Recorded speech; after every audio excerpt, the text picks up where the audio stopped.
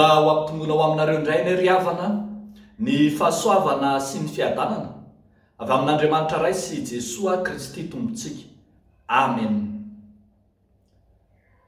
Finoana fa tsy lalàna ny Batisa.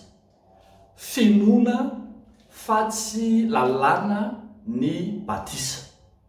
Zany no misongadina amin'ity nofinainantsika anio ity atao amin'ny epistily ho an'ny ROMANA toko 4 ny andininy 7 hatramin'ny andininy 12. Finoana fa tsy lalàna ny Batisa. Ity fampianarana ity dia fampianarana nentin'ny apôstôly Paoly iresahana indrindra ny amin'ny antsoina hoe fahamarinana amin'ny finoana na ny justification par la foi.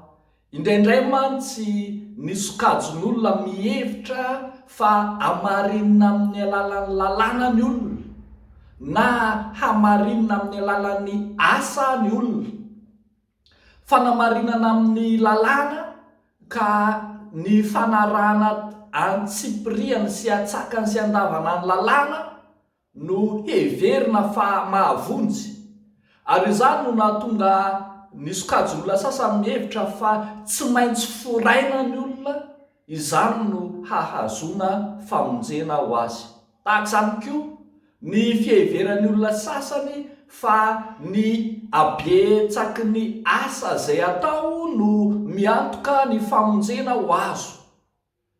Ahitsin'ny apôstôly Paoly izany raha milaza izy sy mampianatra mahakasika amin'ny fanamarinana amin'ny finoana fa ny finoana no loharan'ny famonjena, ny finoana no ahazahoana ny famonjena. Eto ary dia mampianatra mihitsy ny apôstôly Paoly fa karazana fahasambarana miavaka, fahasambaran'ny mpino ny manana io finoana io. Io finoana io no ahazahoan'ny mpino ny famelan-keloka.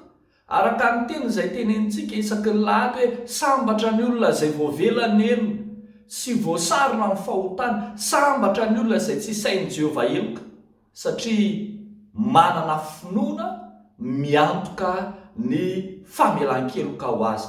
Averin'ny apôstôly nisaina eto zany teny izay hitantsika any amin'ny bokon'ny Salamo izany. Fahasambarana no azo mino izay manana finoana, ary izany finoana izany no miantoka ny famonjena ho azy, tsy ny famorana na ny tsy famorana. Araka amin'ny fanazavana dia i Abrahama dia nananany finoana aloha izay vao noforaina. Izany hoe efa mialoha lalana ny famorana izay endrika ivelany andraisana ny famonjena, ny finoana. Ary toy izany koa no andraisan'ny mino rehetra ny famonjena, na jiosy na jentilisa na hafa firenena, satria ny finoana no miantoka ny famonjena ao aminy. Eto dia averin'ny apôstôly Paoly azavaina mihitsy fa tena misokatra ho an'ny olona rehetra ny famonjena, ary izany finoana izany no varavarana izorana makany amin'izany famonjena izany. Araka izany tsy ny lalàna no mametra sy mamaritra ny famonjena ho an'ny mino, tsy ny asa na ny adirin'ny asa no miantoka ny famonjena fa ny finoana.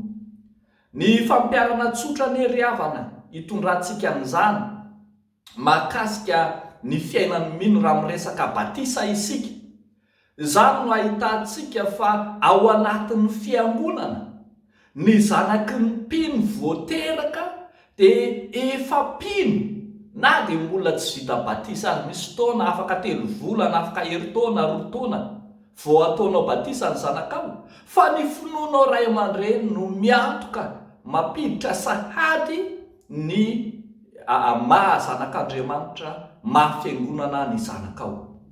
Ny Batisa zany dia araka ny voalaza eto dia tombo-kasen, marika hita maso izay hamantarana ny mino fa ny finoana no tena hidirana ho ao anatin'ny varavarany famonjena. Izany koa no ahitantsika raha sanatria misy an'ireny antsointsika hoe zazarano na hoe zazakely modomandry reny voavonjy ve reny satsia dia ito tenin'Andriamanitra ito no manazava fa ny finoan'ny ray aman-dreny no miantoka ny famonjena ho an'ny zaza voateraka. Arak'izany tsy voatery ho vita batisa daholo ny olona rehetra nefa afaka mino ka mahazo ny famonjena. Engany havako ho raisintsika tsara ny tenin'Andriamanitra izany, tsy hiazakazahantsika amin'ny fomba hita maso sy ny endrika hita maso fotsiny, fa handraisantsika ny votoatiny lehibe dia ny finoana an'Andriamanitra velona izay tsy miova ho maro sy anio ary mandrakizay izany. Dia ho an'Andriamanitra irery ny voninahitra. Amen. Ivavaka isika ry havako. Misaotra anao izay Jesosy amin'ny famonjena izay vitanao teo amin'ny hazo fijaliana, izay mitondra famelan-keloka sy fanadiovana anay tamin'ny fahotanay. Misaotra anao izay fa afaka mamakivaky ny fiainanay eo ambany fahasoavanao amin'ny alalan'ny finoana sy ny fankatoavana anao. Nampianarinao anay izany androany fa ny batisa dia endrika hita maso, tombo-kasen hamantarana ny mampino, fa ny finoana no iorenan'ny famonjena. Dia mivavaka ary izay tompo ankehitriny ho an'ny ray aman-dreny kristianina rehetra ny amin'ny fitezan'ny zanany amin'ny finoana anao Andriamanitra, arak'izay efa nekeny teo anatrehanao raha teo.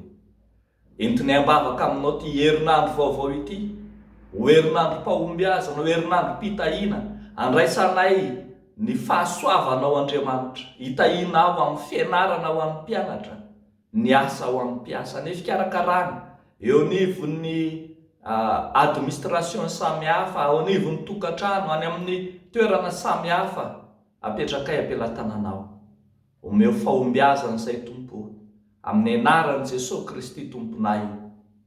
Amen.